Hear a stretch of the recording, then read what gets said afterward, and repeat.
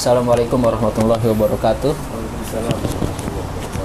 Para pemirsa Darul Amanah An-Nahdiyah YouTube channel, semoga kita semua dalam keadaan sehat walafiat. Amin, amin.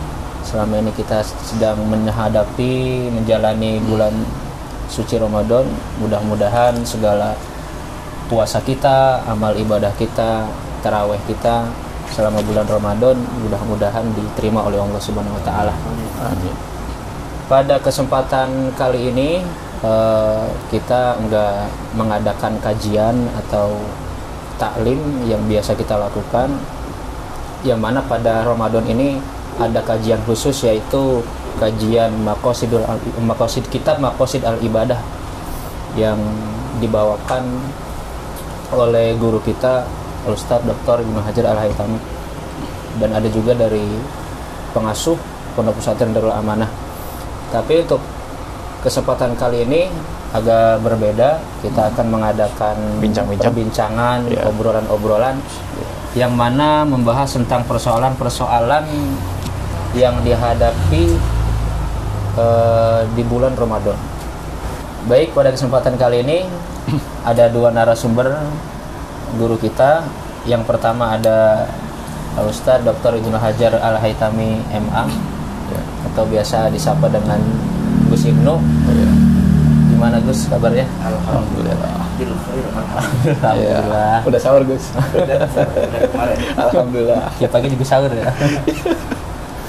Alhamdulillah beliau bisa menyempatkan waktu pada malam hari ini. Beliau adalah guru di Pondok Pesantren Darul Amanah An-Nahdiyah. Insyaallah. Yang kedua ada narasumber kita, yaitu Ustadz Dr. Haji Abdul Amin LCMA. Biasa disapa Ustadz. Amin.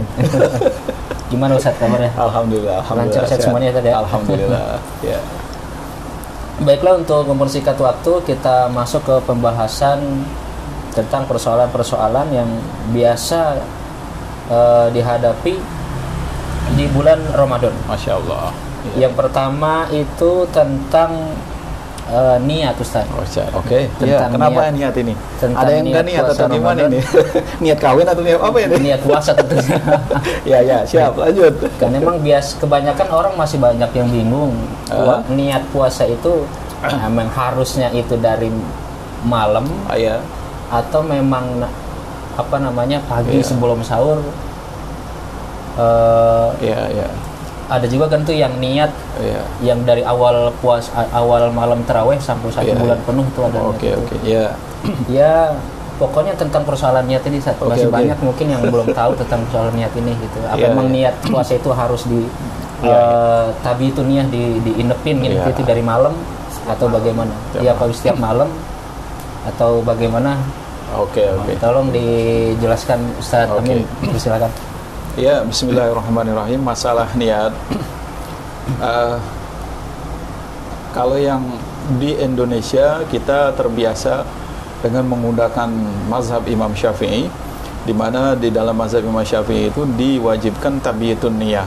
Artinya setiap malam kita kudu niat. Kalau dalam mazhab Imam Syafi'i itu didasari oleh sebuah hadis Rasulullah Shallallahu Alaihi Wasallam. Hadisnya derajatnya sahih, bahwa la siyama liman lam yubayyithu minal lail, atau man lam yubayyit man lam yubayyit as-sawma minal lail fala siyama lahu.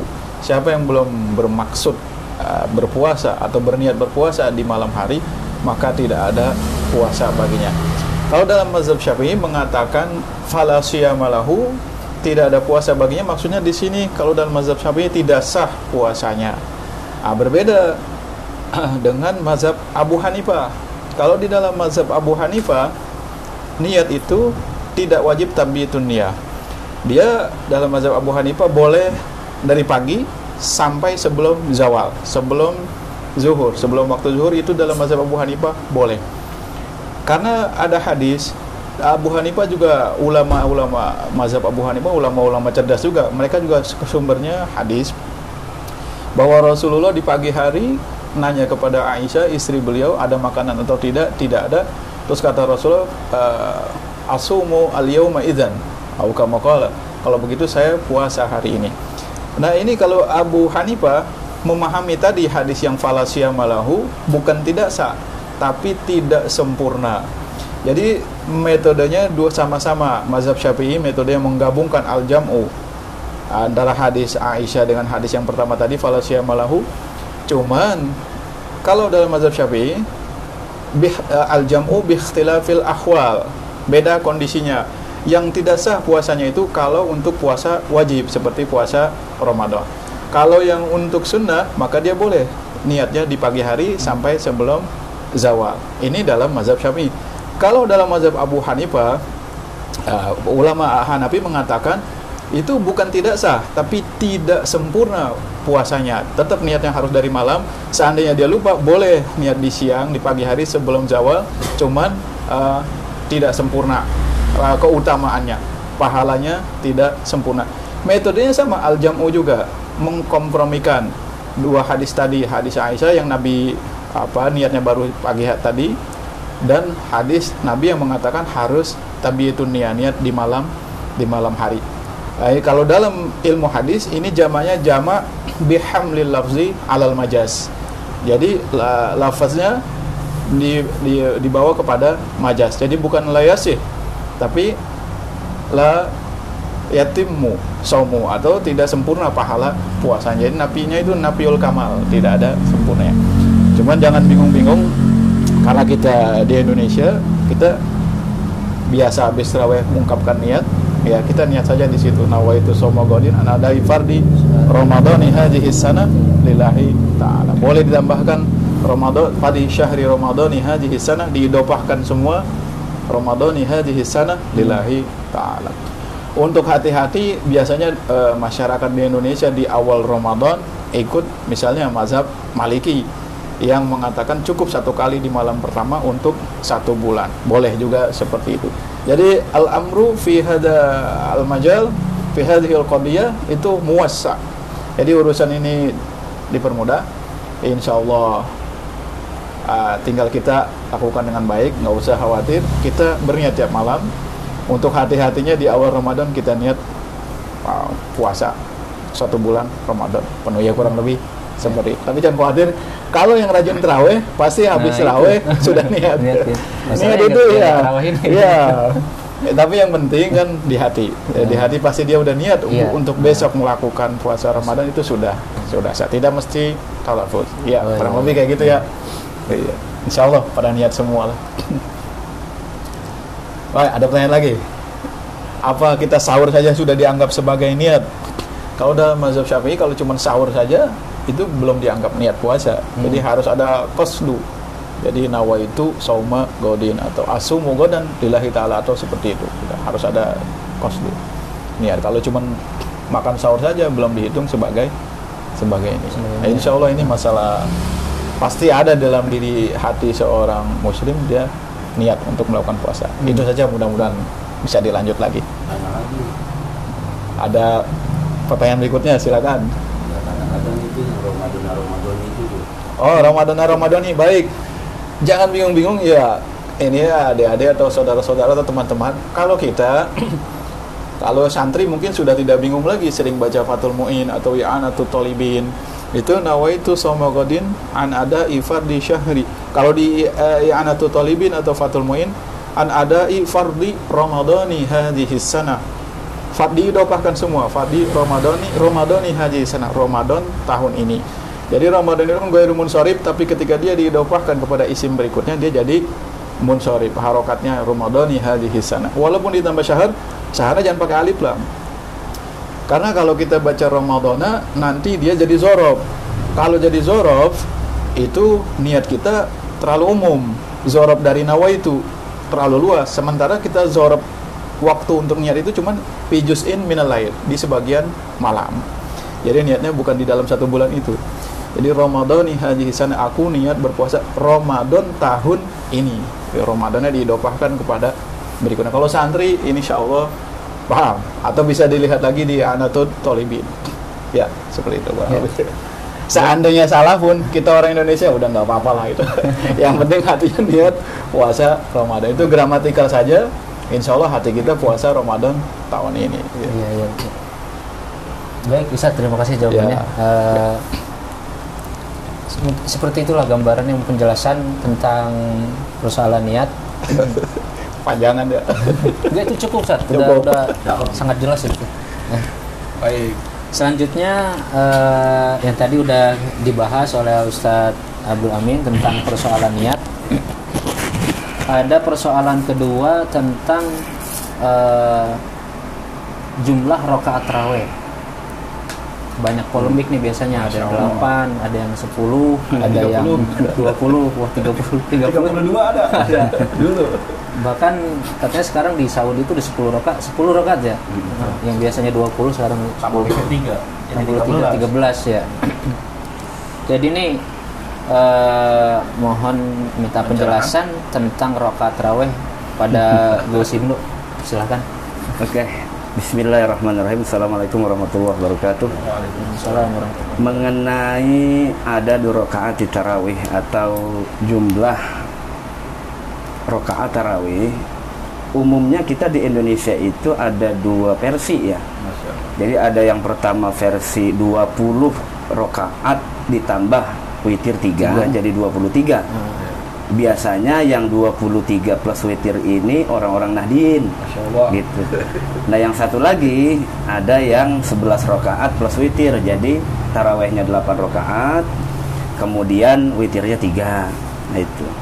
Nah yang betul yang mana? Sebetulnya tidak ada keterangan yang tegas dalam nas tentang berapa jumlah rakaat tarawih. Karena di zaman Rasulullah SAW sendiri itu tidak ada nas yang menjelaskan tentang persoalan berapakah ada tarawih. Yang ada hanya Nabi mengerjakan qiyamul Ramadan. Tidak ada keterangan baik secara qaul atau secara fi'il, secara verbal atau secara tindakan berapa rakaat, karena Rasulullah ketika awal-awal Ramadan dan di malam Ramadan itu ya hanya malam pertama 2 ketiga kemudian tidak keluar lagi gitu, karena memang sahabat takut nanti qiyamul Ramadan ini dianggap wajib begitu, karena kan hubbus sahabah ala nabihi, kecintaan sahabat kepada nabinya, hampir-hampir semua yang diikuti, yang dikerjakan nabi itu diikuti. Takut-takut nanti sesuatu yang bukan wajib malah dianggap wajib oleh para sahabat gitu. Artinya zaman Rasulullah itu hanya ada masyru'iyati qiyami Ramadan, hanya ada syariat tentang qiyamul Ramadan, dan qiyamul Ramadan itu umum. Tidak hanya tarawih, bisa tahajud, itu juga qiyamul Ramadan, kemudian salat taubat, itu juga qiyamul Ramadan, kemudian salat hajat di malam itu juga qiyamul Ramadan, sama. Jadi qiyamul Ramadan itu artinya menghidupkan malam Ramadan dengan banyak salat sunnah, zikir, mendekatkan diri kepada Allah. Nah, kemudian setelah setelah wafatnya Rasulullah, tepatnya pada masa Khalifah Umar ibn Khattab, barulah banyak ijtihad baru, terutama dari Sayyidina Umar bin Khattab ini, kok bulan suci Ramadan malam tidak syiar gitu. Kemudian adalah ijtihad dari Sayyidina Umar untuk meramaikan bulan suci Ramadan ini dengan qiyamul Ramadannya berjamaah, dan itu rakaatnya baru mulai ditentukan 20 rakaat. Maka di Saudi juga sama, 20 rakaat ditambah salat witir, karena memang salat witir dijelaskan oleh para ulama sebagai penutup dari salat-salat malam. Dan salat witir ini salat yang sangat dicintai Rasulullah sampai Rasulullah wafat gitu ya. Bahkan hampir tidak pernah ditinggalkan oleh Rasulullah SAW. Nah, jadi umumnya kalau kita melihat dari ijtihad sahabat tentang rakaat salat tarawih ya 20 rakaat. 20 rakaat sesuai dengan ijtihad Sayyidina Umar bin Khattab. Nggak usah khawatir apakah ini bid'ah, memang bid'ah.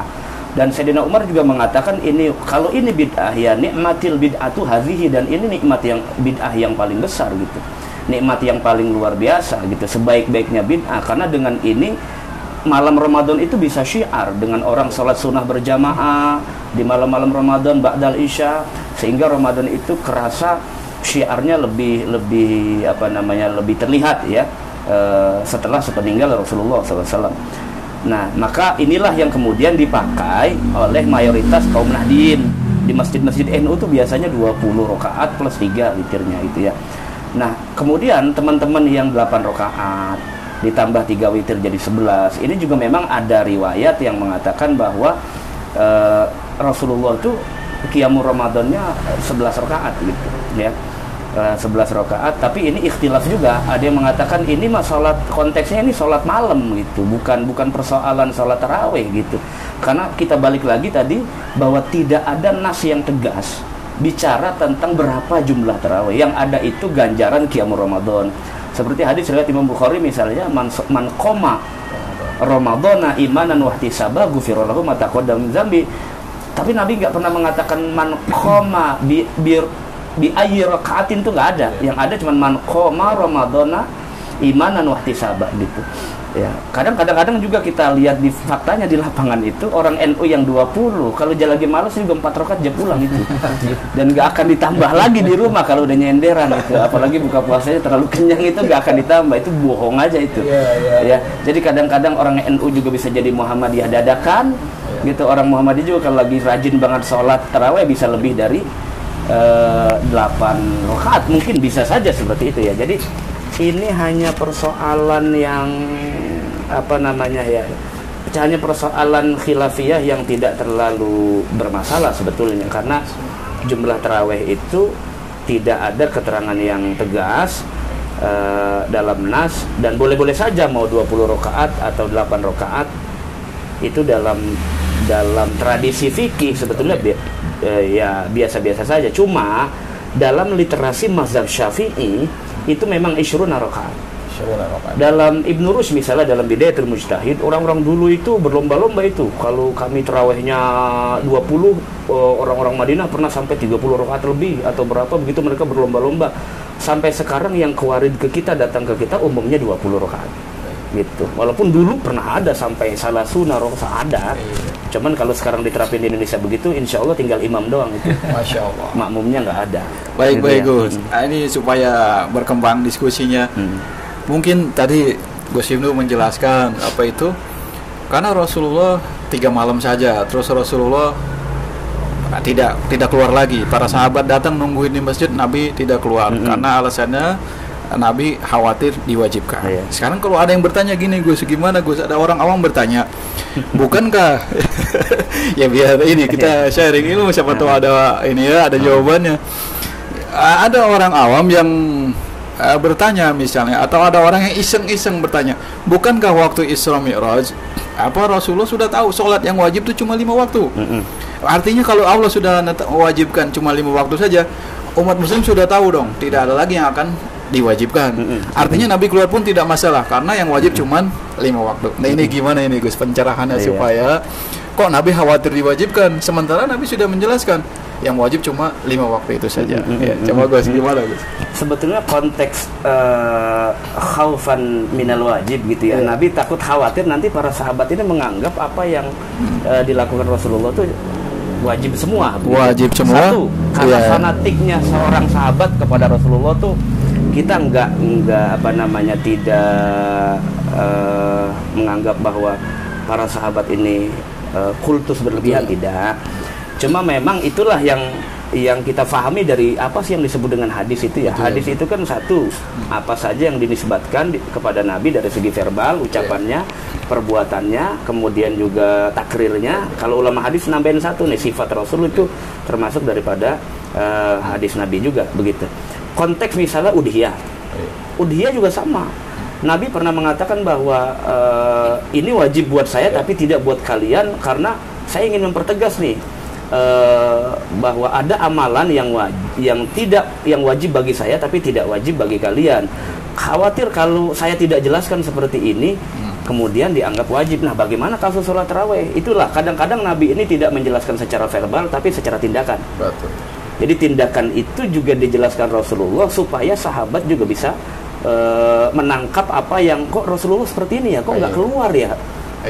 Malam keempat, kelima, ke ini, gitu. Jadi ada yang memang tarbiyahnya bil qaul, ada yang juga kadang-kadang tarbiyahnya bil fi'il, gitu. Betul.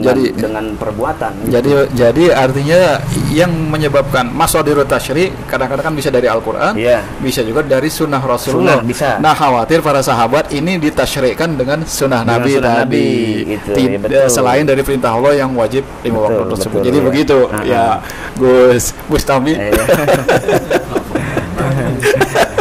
Oke. Lanjut, Ustaz. Pertanyaan berikutnya. Nah, terus selanjutnya ada beberapa yang menjalankan tarawih itu. Tadi kan jumlahnya ada yang 8, ada yang 10, ada yang 20. Ada juga yang melaksanakan tarawih itu yang biasanya kan 2 rakaat. Iya. Nah, ini ada juga yang menjalankan tarawih itu 4 rakaat 1 salam. Jadi sekali sholat 4 rakaat. Ini itu gimana, Gus? Iya. Kita kembali lagi ke konteks yang tadi ya, bahwa masyarakat nggak usah khawatir tentang persoalan bilangan rakaat tarawih. Itu satu. Anda mau tarawih itu 8 rakaat atau 20 rakaat sah-sah saja. Pokoknya kaidahnya begini. Apa yang terkait dengan persoalan sunnah itu pasti banyak kelonggarannya. Karena ada kaidah yang mengatakan an-naflu awsa'u minal fardi. Aturan tentang ibadah-ibadah sunnah tuh harus lebih longgar ketimbang ibadah-ibadah yang fardu. Kalau fardu memang aturannya ketat, tapi kalau yang sunnah-sunnah itu banyak longgarnya. Seperti sholat sunnah bagi yang orang sehat boleh duduk, tapi kalau sholat fardu nggak bisa. Kecuali dalam sholat sunnah itu tidak ada syarat al-qiyamah al-qudro, tapi dalam sholat fardu wajib. Ya, orang yang sehat kemudian sholatnya duduk tidak sah. Tapi kalau orang sholat sunnah itu nggak berdiri tapi kakinya sehat tetap sah. Itu artinya apa? Kalau dalam persoalan sunnah banyak longgarnya. Nah, itu yang harus kita pahami dulu seperti itu. Nah, kemudian tentang persoalan apakah harus 1 salam atau likulli raka'ataini taslimah gitu. Jadi setiap 2 rakaat itu 1 salam gitu ya. Umumnya kan kita begitu. Umumnya begitu tuh, 2 rakaat 1 salam. Iya enggak? Umumnya begitu. Nah, ada juga nih kelompok sebagian inilah ya. Itu 4 rakaat 1 salam. 4 rakaat langsung ya disambung aja begitu. Nah, kalau kita merujuk ke kitab-kitab fikih Syafi'i yang umum, ini saya katakan yang umum ya. Itu mengatakan nggak sah sholat. Seperti Imam Suyuti ya. Iya, Imam Suyuti nggak mengatakan tidak sah itu karena langsung 4 begitu ya. Nah, itu karena langsung 4. Karena ada hadis yang salatul lail masna-masna, sholat malam itu karena tarawih kan konteksnya Pak, sholat malam. Betul. Ada isya gitu kan. Itu 2-2, jadi 2 rakaat salam, 2 rakaat salam. Sama seperti misalnya di kitab Fathul Mu'in ya, atau di syarahnya yang Anda Thalibin itu juga mengatakan tidak sah kalau 4 rakaatin bitaslimatin wahidah. Jadi 4 rakaat langsung 1 salam itu enggak sah. Nah, tapi kalau kita melihat ke pendapat yang lain masih dalam konteks Syafi'i ini. Masih dalam konteks Syafi'i. Ada ulama besar sebelum 2 generasi ulama besar di mazhab Syafi'i, Imam Rafi'i dan Imam Nawawi. Sebelumnya ada ulama namanya Imam Abu Thayyib. Ini sezaman dengan Qadhi Husain dalam mazhab Syafi'i. Itu ditukil pendapatnya dalam kitab Umdatul Mufti wal Mustafti. Beliau menggunakan dalil boleh menyambung salat witir 3 rakaat sebagai dalil boleh salat tarawih 4 rakaat 1 salam. Kalau witir saja boleh, kenapa tarawih nggak boleh? Witir aja, maksudnya witir boleh digabung langsung jadi nggak fasal. Makanya tarawih 2 langsung digabung 2 jadi 4 boleh begitu. Boleh. Menurut Imam Abu Thayyib. Cuma ini memang kaulnya nggak mainstream, nggak umum. Iya, umumnya menggunakan pendapat Qadhi Husain, dikembangkanlah terus sampai ulama Syafi'i sampai sekarang. Jadi 2 rakaat 1 salam. Oke, Gus. Apakah kalau kita memakai pendapat ulama yang tidak mainstream ini, nanti ada teman kita bilang ini pendapat syadz. Syadz itu menyalahi al-awsaq atau as-siqah, menyalahi yang lebih mutamad, yang lebih terpercaya. Apa ini boleh dalam foro'nya seperti ini kita pakai qaul yang tadi, qaul yang tidak mainstream itu? Sebetulnya dalam pengamalan ibadah, apalagi konteksnya ibadah sunnah, boleh-boleh saja itu. Tidak ada persoalan yang ketat harus begini gitu ya. Mungkin kalau anak muda pakai pakaian ketat ya itu nggak boleh. Tapi kalau dalam persoalan ibadah apalagi konteksnya sunnah itu boleh-boleh saja. Cuma tergantung kitanya sekarang. Ya. Kalau kita sanggup dan kita maunya itu pakai yang 2 rakaat 1 salam ya silakan. Tapi kalau kondisi misalnya kita lagi sangat letih, capek, kemudian bisanya pengennya 4 rakaat 1 salam gitu, kemudian sholatnya cuma 8 rakaat, yang penting saya dapat tarawih nih, jangan sampai malam ini nggak dapat tarawih, silakan, nggak apa-apa. Cuma memang kalau kita nggak biasa melakukan itu ya sholatnya di rumah begitu. Kalau persoalan ini syadz atau apa ini kaulnya lemah, kadang-kadang begini, dalam satu kondisi yang marjuh itu lebih kuat dari yang rajih. Bisa dipakai. Bisa dipakai. Kadang-kadang yang marjuh malah dipakai. Nah, dalam satu kondisi juga kadang-kadang kaul rojih itu kaul yang unggul yang kuat itu memang lebih bahasanya lebih cocok untuk digunakan, tapi dalam kondisi tertentu kadang-kadang nggak cocok juga gitu. Karena fikih itu ijtihad, jadi sebetulnya secara pengamalan fair aja kita mau pakai yang mana selama ada pendapat ulamanya. Yang nggak boleh tuh tasannu fil aqwal wal af'al. Tasannu itu buat ngada-ngada dalam pendapat dan ngada-ngada dalam fi'il. Kalau begini Gus, langsung 8 rakaat langsung satu salam dia. Ada orang itu. Kalau yang begini kita harus tawakuf dulu. Kenapa? Kenapa tawakuf? Karena tidak ada pendapat yang mengatakan begitu. Kalau yang 4 rakaat satu salam masih ada pendapat. Nah, kaidahnya selama masih ada pendapat ulama maka boleh diamalkan. Tapi kalau tidak ada, lebih baik tawakuf, ikut yang ada. Betul. Itu lebih ihtiyat, lebih hati-hati. Soalnya kalau dalam konteks sholat sunnah mutlak, kalau Abu Dzar sahabat Nabi itu Al-Ghifari, udah perbanyaklah sholat sunnah mutlak itu. Kata Abu Dzar, kalau sholat udah saking banyaknya dia sholat, dia lupa nih rakaat berapa, udah inget salam aja udah langsung.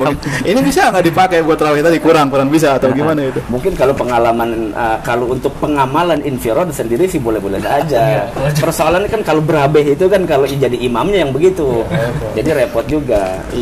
Jadi sulit ini dikatakan sholat sunnah mutlak yang nggak bisa ya. Ini sholat qiyamul lail yang ada tuntunannya seperti itu. Jadi tarawih itu masuk dari kategori sholat malam ya, karena memang waktunya ba'dal isya gitu, waktunya ba'dal isya. Baik, Gus Ikram, kali ada kita lanjut. Alhamdulillah nih banyak manfaat yang kebuka ini narasumber sekaligus pembawa acara biar rame-rame. Siap. Terus nih Gus, sekarang kan banyak yang viral tuh sholat tarawih yang ngebut tuh. Bahkan ada yang ada peringkat-peringkatnya kalau sekarang ada yang 7 menit, ada yang 10 menit, ada yang 12 menit itu ada yang bikin sholat tarawih tercepat 3 teratas. Rekor. Iya. Ada yang 7, ada yang 7 menit, 10 menit, 12 menit. Itu gimana Gus ya? Begini ya, dalam kasus misalnya rukun salat ya, dalam rukun salat itu kan ada yang muttafaq alaih, disepakati, ada yang tidak disepakati. Salah satu rukun salat yang tidak disepakati itu adalah al-julus bainas sajadatain. Dalam mazhab Syafi'i duduk di antara 2 sujud itu rukun. Kemudian dalam mazhab Abu Hanifah agak rukun. Kalau dia ngangkat kepalanya sedikit aja langsung sujud lagi juga sah-sah saja gitu. Dan satu lagi yang diperdebatkan masalah rukun salat, masalah tomakninah. Ini kan yang sering dikritik itu kan salat tercepat itu tomakninahnya bagaimana? Itu pertama. Yang kedua, keluar dari esensi sholat. Sholat itu kan tarawih itu artinya roha. Masya Allah. Istirahat kan. Sholat pelan-pelan gitu. Itu kan keluar dari esensi dari sholatnya itu sendiri. Yang ketiga, kemudian apakah sholat seperti itu kita akan mendapatkan sholat batinah? Kalau versinya Sayyid Abdullah bin Al-Haddad, sholat itu ada 2 versi. Pertama sholatun zahirah, yang kedua sholatun batinah. Batinah ini kan kita gampangnya yang kita dapat khusyuk, hudurul qalbi, hati kita tuh hadir. Itu mungkin kayaknya kalau sholat terlalu asra, terlalu cepat dari segi harokah gerakan, kayaknya untuk sampai kepada khusyuk tak juga gitu ya. Nah, tapi umumnya yang kita lihat itu mungkin yang dikritik itu bukan persoalan khusyuknya, karena kadang-kadang yang sholat agak tenang juga nggak khusyuk juga gitu. Mungkin yang dikritiknya itu persoalan apakah dapat tumakninah atau enggak. Karena ada ulama yang mengatakan rukun sholat itu termasuk tumakninah, ada yang mengatakan rukun sholat itu tidak tumakninah. Nah, tumakninah juga kudu dijelaskan itu. Tumakninah itu ukurannya apa? Apa biqadri tasbih, misalnya subhanallah, alhamdulillah, itu kan kudu paham juga gitu ya. Atau misalnya dia sempat muafik dalam gerakan dalam posisi imam walaupun cuma sebentar, itu juga sudah dapat tumakninah cuma sebetulnya ya. Nah, pertanyaannya adalah apakah sah secara fikih? Tergantung. Kalau kita lihat itu versi ulama yang mengatakan bahwa tumakninah bukan dari rukun salat, bisa saja sah. Tapi kita nanti akan pertanyakan lagi gimana baca Fatihahnya. Gitu kan? Gimana kadar rukunya itu? Dia sampai pada akmalur ruku atau cuman sampai aksor sedikit akol ruku gitu. Gimana i'tidalnya dan semacamnya, itu kan nanti akan jadi pertanyaan-pertanyaan lagi gitu ya. Mungkin kalau secara hukum fikih ya sah-sah saja selama Fatihah betul, rukun-rukun intinya betul, tapi secara esensi sholatnya enggak. Yang terpenting berarti ruhnya sholat. Nah itu ruhnya sholat nggak bisa dapat. Lagi jadi keluar dari mahiyatus sholat, hakikat sholatnya itu apa sebetulnya sholat tarawih itu. Emang buru-buru mau kemana, Bu? Nah itu buru-buru tuh mau apa, kebelet atau apa kita juga nggak tahu juga. Tapi memang faktanya orang Indonesia begitu, dia akan cari di mana masjid paling cepat. Dia akan cari itu. Kalau masjid dekat rumahnya itu lama, dia akan cari masjid yang lebih cepat meskipun jauh. Itu memang orang Indonesia pengennya buru-buru. Al-ajalatu minasyaiton. Yang cepat-cepat itu sebetulnya ya walaupun ya mungkin Ustaz Ajamin bisa menambahkan ini. Berarti kalau gitu sia-sia dong Ustaz ya tarawihnya kalau kecepatan gitu. Ya kalau bicara diterima atau tidak itu kan urusan Allah ya, masalah qabul atau tidak. Tapi masalah mungkin sah secara fikih atau secara casingnya mah sudah selesai sholat itu ya selesai. Tapi kita ini ibadah buat apa sebetulnya? Apa cuma sekedar melaksanakan? Apa fi'lu sholah atau iqamatu sholah, kan itu yang harus ditegaskan itu. Kalau kita mau dapat qiyamul Ramadan yang betul-betul ya sholatnya ya santai-santai saja. Tumakninahnya tetap dapat itu. Ya. Yang penting puasa jalan, tarawih jalan. Iya, gitu. Cepat. Artinya begini, terlalu cepat pun tidak bagus, terlalu lambat pun kasihan yang tua. Iya. Kasihan yang tua. Kalau terlalu lambat, goyang-goyang kakinya. Iya, takutnya tinggal imam doang. Cepat juga nggak husu, kelamaan juga nggak husu juga, kelamaan ngeluh aja. Tinggal imam pas nengok nanti assalamualaikum warahmatullahi wabarakatuh. Loh kok cuma gua doang begitu. Ada Juniprit di belakang. Iya, apalagi ditambah kultum Ramadan. Waduh. Mental kita ini belum siap selesai tarawih itu jam 10. Bertahap ya, belum siap. Iya. Pertanyaan ya. Ya, lanjut. Ini tadi udah kita bahas tentang tarawih ya, hukumnya, jumlah rakaatnya, kaifiyahnya. Biasanya setelah tarawih itu kan ditutup dengan witir ya Ustaz. Iya. Ada juga biasanya kebanyakan melaksanakan witir itu 2 rakaat, jumlahnya 3. Pertama 2 rakaat, kemudian 1 rakaat. Ada juga yang melakukan sekaligus 3 rakaat. Iya. Mohon penjelasannya Ustaz. Oke, ya. Sebenarnya kaifiyahnya yang itu sebenarnya yang mana ya? Kaifiyahnya yang bagaimana gitu. Iya. Ya, baik. Saya punya pengalaman. Ada jamaah masjid di daerah sono di Singaparna. Dia langsung protes. Katanya tidak ada witir 2 rakaat. Gara-garanya mubaliknya yang mengatakan sholatul tarawih rakaat sholatul witri rakaataini jami'atan rahimakumullah, sholat witir 2 rakaat berjamaah rahimakumullah. Kita seperti semoga Allah merahmati kita semua. Kalau pakai tarkib igro kita mansubkan sholatul witri rakaataini jami'atan rahimakumullah. Ini ketika mau baliknya bilang kagak ada, katanya ada yang protes ini bapak-bapak ini tidak ada sholat witir 2 rakaat. Akhirnya ini mau baliknya datang ngobrol ke kita bicarakan. Saya jawab ketika dia bertanya apakah ada sholat witir 2 rakaat. Ya witir sendiri itu kan secara bahasa ganjil. Jadi memang tidak ada witir 2 rakaat. Cuman yang ada di situ adalah faslul witri, memisah witir.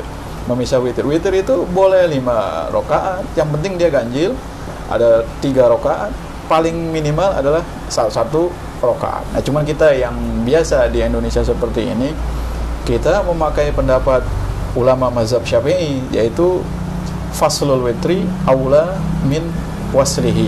Jadi memisah witir itu pertama 2 rakaat dulu, terus yang kedua bangun lagi 1 rakaat, itu lebih utama dan pahalanya lebih banyak. Karena kata Rasulullah SAW kepada Aisyah radhiyallahu anha, maka na aksara fi'lan kana aksara fadlan. Atau hadis itu kaidah fikihnya. Tapi hadisnya ajruki ala qadri ta'abiki. Pahalamu itu sesuai usaha atau kecapeanmu, kelelahanmu, sejauh mana tenaga yang kau kerahkan itu dapat pahala. Kan kalau di faslul witir dipisah witirnya, ada tambahan tasyahud, ada tambahan salam, baru berdiri lagi. Itu lebih banyak perbuatannya, pahalanya lebih banyak. Nah, andai pun kita langsung waslul witri 3 rakaat saja terus kita salam di akhir, yaitu tidak masalah juga. Ini imam-imam di Mesir dia rata-rata langsung 3 rakaat. Iya, sholatul witri salah rakaat, langsung 3 rakaat seperti itu. Jadi ajruki ala qadri ta'abiki. Pahala dari Allah Subhanahu wa taala sesuai usaha yang kita lakukan. Kalau usahanya banyak, pahalanya gede. Semakin banyak usaha kita lakukan, pahalanya lebih gede. Tapi ini masalah sunnah, artinya dia mau dipisah atau langsung 3 juga itu tidak ada masalah. Enggak witir juga enggak apa-apa, cuman sayang momen waktu yang sangat mulia, bulan yang sangat mulia kita tidak isi dengan ibadah sunnah. Sunnahnya aja nilainya sangat besar, apalagi yang wajib seperti itu. Mungkin Gus Ibnu mau nambahin. Iya, saya mempertegas saja ya. Tadi apa yang dikatakan oleh Ustaz Haji Abdul Amin bahwa ini kan sebetulnya problemnya persoalan afdoliyat, bukan persoalan sah atau tidak sah. Nah, jadi kudu dipertegas di kalangan awam, jangan membeda-bedakan mana yang salat witirnya 2 rakaat kemudian ditambah 1, artinya faslul witri, mana yang salat witirnya 3 rakaat 1 salam. Semua sama. Ini hanya bicara persoalan afdoliyat. Afdoliyat itu mana yang lebih utama. Gitu. Alasannya tadi sebagaimana yang sudah dijelaskan, maka aksaru fi'lan, karena aksaru fadlan dan seterusnya. Tapi jangan kemudian di framing bahwa yang salatnya 2 rakaat kemudian baru 1, gitu ya. Jadi dipisah, itu salatnya lebih baik dan lebih diterima. Jangan, karena kita pernah ketemu satu jamaah yang terlalu kaku cara berpikirnya, kemudian dia tidak mau bermakmum sama imam yang witirnya 3 rakaat 1 salam. Ini harus dijelaskan secara tuntas, dan kita pun sebagai orang yang faham mengerti hukum persoalan witir, ini kasus sholat sunnah. Kasus sholat sunnah jangan dianggap, jangan disampaikan secara berlebih-lebihan, sehingga seolah-olah yang 2 rakaat ditambah 1 rakaat itu lebih baik dan lebih diterima daripada yang 3 rakaat 1 salam. Persoalan kualitas itu yang paling tahu hanya Allah. Ulama hanya berusaha untuk melihat secara ilmu, secara hukum mana yang lebih kuat. Persoalan yang bagaimana kualitasnya yang paling baik di hadapan Allah, itu tergantung kitanya masing-masing, ya. Karena masih ada jamaah yang kadang-kadang parku, Masya Allah. Dia nggak mau sholat di belakang orang yang imaminnya 3 rakaat 1 salam. Karena kadang ustadznya nggak tuntas jelasin. Akhirnya berfirqo-firqo. Itu kan nggak bagus. Kasus sholat sunnah padahal bukan sholat fardu. Masalah afdoliyah doang. Afdoliyah, keutamaan doang. Itu afdoliyah secara ilmu. Tapi secara bagaimana kualitas diterimanya oleh Allah, itu hanya Allah. Padahal ini tentang hakikat itu. Kalau ngobrol kayak gitu itu. Jadi fikih itu hanya bicara persoalan kita ibadah dengan ilmu. Nah, ilmu itu aqrab ilal qabul, lebih dekat daripada diterimanya ibadah. Tapi mana yang betul-betul sampai kepada Allah, ya itu bukan hakikatnya Allah. Hakikat salat Allah yang nilai. Jangan seolah-olah kayaknya kalau kita bermakmum di belakang imam yang sholatnya 3 rakaat 1 salam itu jelek. Fajir, enggak juga, gitu ya.